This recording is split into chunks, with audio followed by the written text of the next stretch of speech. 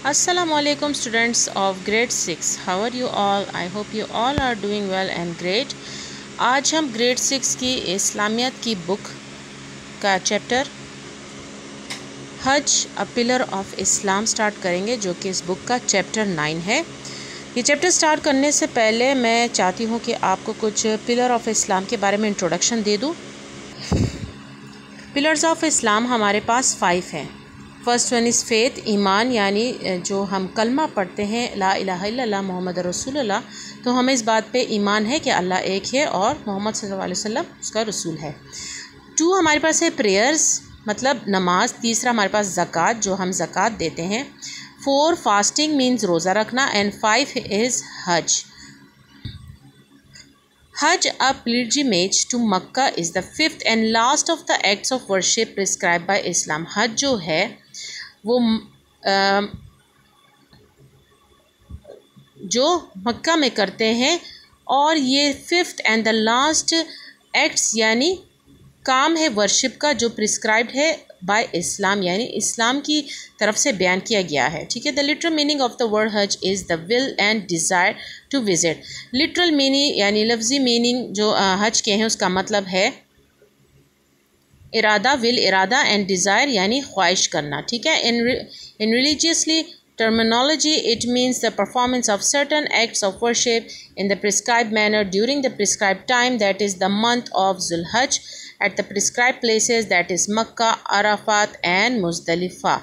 और वो कह रहा है कि रिलीजियस लिहाज से ये एक ऐसी इबादत है जो कि हमारे मैनर्स को भी बयान करती है, और हम जो टाइम उसको देते हैं, जिस मंथ में हम करते हैं, जहाँ जहाँ जाते हैं, मक्का, अरफात एंड मुज़दलिफ़ा। अच्छा, यहाँ पे मैं आपको बताना चाहूँगी कि हज कितने दिनों का होता है। अच्छा, हज हमारे पास 8 ज़ुल्हज से लेकर 13 ज़ुल्हज तक ये होता है। इट मीन्स 5 to 6 डेज़ का हज होता है। हाँ, लोग जाते हैं कुछ 2 वीक्स के लिए जाते हैं, जो 40 डेज़ के लिए जाते हैं। उसमें क्या होता है कि जब वो हज अदा कर लेते हैं, then they migrate to Medina. वो मदीना चले जाते हैं, वहाँ पे रसूल सल्लल्लाहु अलैहि वसल्लम की सलामी अदा करते हैं और इबादत करते हैं। फिर वो वापस मक्का आते हैं और इसी तरह वो वहाँ पर भी इबादत करते हैं। हाँ, अगर चाहें तो वो फिर वहाँ पे तवाफ़ भी कर सकते हैं या उम्रा भी अदा कर सकते हैं। सो वैसे देखा जाए तो 5 to 6 डेज़ हैं हज को करने के लिए। ठीक है। अच्छा, अभी जो ये पिक्चर मैंने अपलोड कर दी, तो इसमें आप देखें कि पहले दिन वो मक्का जाते हैं और वो तवाफ़ करते हैं, विच इज़ 7 टाइम्स। फिर सफ़ा मरवा करते हैं, विच इज़ ऑल्सो 7 टाइम्स। ठीक है। फिर उसके बाद वो मीना जाते हैं और वहाँ पे वो कैंप लगवाते हैं और रात गुजारते हैं। दूसरे दिन ही वो मीना से माउंट अरफात जाते हैं और वहाँ पे वो पूरा दिन गुजारते हैं। असर का टाइम वहाँ पे गुजारते हैं, इबादतें करते हैं। एंड स्पेशली अरफात के मैदान में वहाँ पे अपने लिए माफ़ी की दुआएं मांगी जाती है। ठीक है। फिर वहाँ से मुज़दलिफ़ा चले जाते हैं, जहाँ पे वो शैतान के लिए छोटे छोटे कंकरियाँ कलेक्ट करते हैं। जितने छोटे होते हैं तो उतने ही ज़्यादा अच्छे होते हैं, क्योंकि वो जब आप शैतान को मारते हैं तो वो शैतान को बहुत ही बड़े लगते हैं। तो कोशिश करें कि जितने छोटे उठाएंगे तो उतने ज़्यादा बेहतर है। अच्छा, डे 3 को, जो कि हमारा अमूमन ईद का पहला दिन होता है, वो शैतान को मारने जाते हैं और फिर उसके बाद कुर्बानी करते हैं। और डे 4 and 6 को वो अपना हेयर ट्रिम करवाते हैं और काबा वापस आ जाते हैं। और फिर लास्ट तवाफ़ अदा करने के बाद उनका हज कंप्लीट हो जाता है। तो ये है एक हज करने का तरीका। अब वापस टॉपिक पे आते हैं। अच्छा, the holy Quran says and pilgrimage to the house is a duty man own to Allah those who can afford the journey.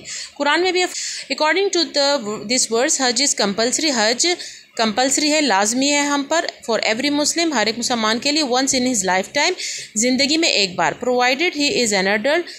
ठीक है। ताकि शर्त यही है कि वो जवान हो, वो इज़ इन गुड हेल्थ, वो अच्छे हेल्थ में हो, सेहत अच्छी हो, and has enough means to meet the expensive of the journey while maintaining his family during his absent. और इस काबिल हो कि इतना पैसा उसके पास हो कि वो इस जर्नी में जाए तो वो पीछे अपनी फैमिली को फैमिली के लिए कुछ ना कुछ छोड़ के जाए।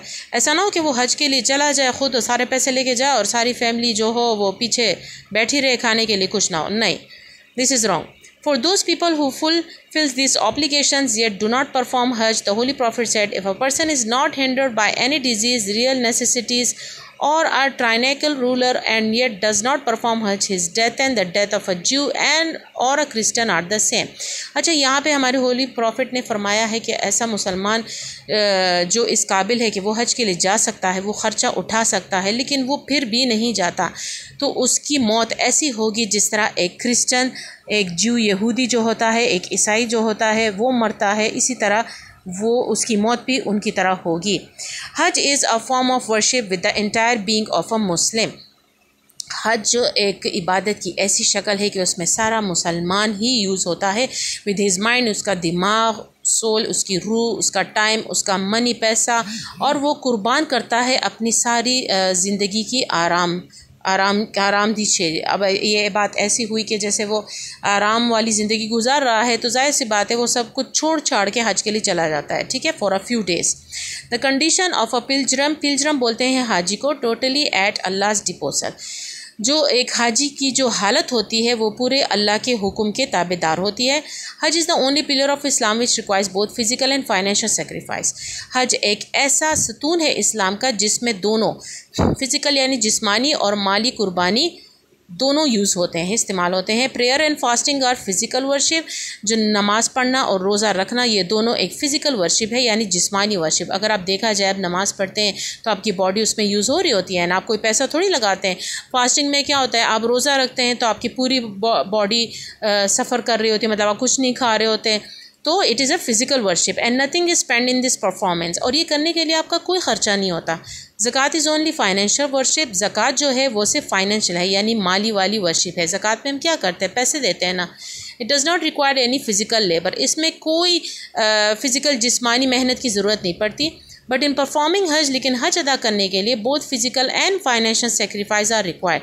दोनों जिस्मानी और माली कुर्बानी की ज़रूरत पड़ती है. It is the most difficult and time and money consuming acts of worship. यह सबसे मुश्किल वक्त और पैसा लगाने वाला इबादत है. That is the reason the performance of Hajj is obligatory upon a Muslim only once in his lifetime. इसीलिए हज को अदा करना लाजमी करार दिया गया है और मुसलमान पे ज़िंदगी में सिर्फ एक बार. अच्छा, pilgrims comes for Hajj from all parts of the world. हाजी जो होते हैं वो हज अदा करने के लिए पूरी दुनिया से आते हैं. एज दे अप्रोच मक्का, जैसे वो मक्का नज़दीक पहुँचते हैं, they enter into the state of एहराम.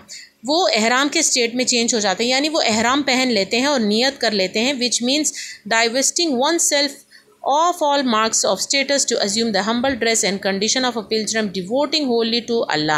जिसका मतलब है कि वो डिवास्टिंग ख़त्म कर देता है ख़ुद को. मतलब अगर वो बहुत ज़्यादा अमीर है तो जब वो एहराम पहन लेता है, एक ही ड्रेस में सारे वहाँ परफॉर्म करते हैं ना, एहराम पहन के वाइट, तो उससे वो ख़ुद को डिवास्टिंग यानी ख़त्म कर देता है. अगर वो अमीर है तो उस ड्रेस से पहनने को किसी को पता नहीं चलता कि वो अमीर है, वो सारे बराबर हो जाते हैं. And they devote wholly to Allah, और वो अपनी कुर्बान हो जाते हैं अल्लाह की तरफ. The pilgrim are to abstain from marital relation. एक हाजी को चाहिए कि वो परहेज़ करे मार्शल यानी शादीशुदा ताल्लुकात से भी जब वो हज के लिए जाएं, ठीक है. क्वारलिंग यानी झगड़ा भी ना करे, और फ्रॉम यूजिंग बैड लैंग्वेज, और कोई गंदी ज़बान भी यूज़ ना करे. They also prohibited to harm any living thing within the boundary of Mecca. उनको मना भी किया गया है कि वो किसी लिविंग थिंग को, जानदार को नुकसान भी ना दे मक्के के अंदर. The holy prophet is reported to have said that anyone who perform Hajj does not quarrel and obeys Allah will become a pure from sin as a child. हमारे होली प्रॉफिट सल्लल्लाहु अलैहि वसल्लम ने फरमाया कि जो हज अदा करते हैं और वो लड़ते नहीं और अल्लाह का हर हुक्म मानते हैं तो वो गुनाहों से ऐसे साफ़ हो जाता है जैसे एक छोटा बच्चा. एट अनदर प्लेस, एक दूसरी जगह पे उन्होंने फरमाया, हज which is free from since and defects is rewarded with paradise. हज जो है वो गुनाहों से आपको साफ़ करता है और इनाम में आपको जन्नत देता है. The various ceremonies of Hajj are an expression of complete surrender and submission to अल्लाह.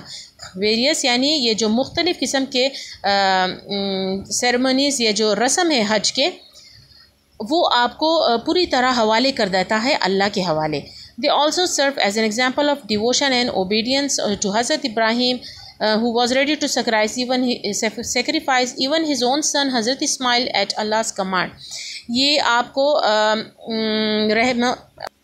आपको खिदमत का मौका भी देता है और ओबीडियंस अताअत भी करते हैं हम, जिस तरह के हज़रत इब्राहीम अलैहिस्सलाम ने कुर्बानी दी थी अपने बेटे हज़रत इस्माइल अलैहिस्सलाम की अल्लाह की हुक्म के खातिर। ठीक है। Each ceremony perform by the pilgrims imparts moral and spiritual training. हर रस्म जो है वो अदा की जाती है हाजी की तरफ से अखलाकी और दीनी ट्रेनिंग दे के। When a person leaves his home and all the efforts and pleasure of the world puts on the ihram and say, "Here I am at your service, O Allah, here I am at your service," it symbolizes the journey which one will take to the hereafter. जब एक आदमी घर छोड़ता है और अपने आराम और खुशियाँ, दुनिया की खुशियाँ छोड़ के एहराम पहन के जाता है कि ए खुदा मैं तेरी खिदमत में हाजिर हूँ, ए खुदा मैं तेरी खिदमत में हाजिर हूँ, तो ये जर्नी उसी वक्त उसको बता देता है कि which one will take to the hereafter, कि वो आपको आगे वाली ज़िंदगी में ले जा रहा है। हज इज़ एन एग्ज़िबिशन। हज एक नुमाइश है किस चीज़ की? ब्रदरहुड, भाईचारा की, इक्वलिटी बराबरी की, यूनिटी इत्तेफाक की, पंचुअलिटी वक्त की पाबंद की, एंड डिसिप्लिन यानी तरबियत की अमंग द मुस्लिम्स। क्योंकि हज एक ऐसा नुमाइश है जिसमें ये सारी चीज़ें आ जाती हैं। भाईचारा आ जाते हैं, वहाँ पे सारे सेम होते हैं, इक्वलिटी आ जाती है, सारे सबके कपड़े सेम होते हैं, किसी को कुछ पता नहीं चलता इनमें से कौन अमीर है कौन गरीब है। ठीक है। The gathering of the pilgrims at one place every year, wearing the same dress and uttering the same words, present the greatest show of unity and discipline on the earth. हज पे जाना और एक साथ अल्टरिंग यानी बोलना कुछ words हम बोलते हैं ना, लब्बैक अल्लाहुम्मा लब्बैक, ये सारे वर्ड्स वो कह रहे हैं कि ये बताता है कि unity and discipline of earth, यही एक unity and discipline of earth है। It also affords an opportunity to the pilgrims for various countries of the world to discuss common problem facing the Muslim community. ये मुसलमानों को ये मौका भी देता है कि वो मुस्लिम कम्युनिटी यानी समाजी तौर पे एक दूसरे से बात भी कर सकें। The importance of Hajj has been described by Imam Abu Hanifa, who said that Hajj is the greatest of all worship enjoyed in Islam. हज की जो अहमियत है वो एक इमाम अबू हनीफा ने भी बयान की गई है कि Hajj is the greatest of all worship enjoy in Islam. इस्लाम में सबसे बड़ी वर्शिप जो है वो है हज। Its importance lies in the fact that it strengthen the faith in Islam. और इसकी अहमियत इसी बात से ही वाक़या हो जाती है कि ये हमारे फेथ को मजबूत करता है। ठीक है।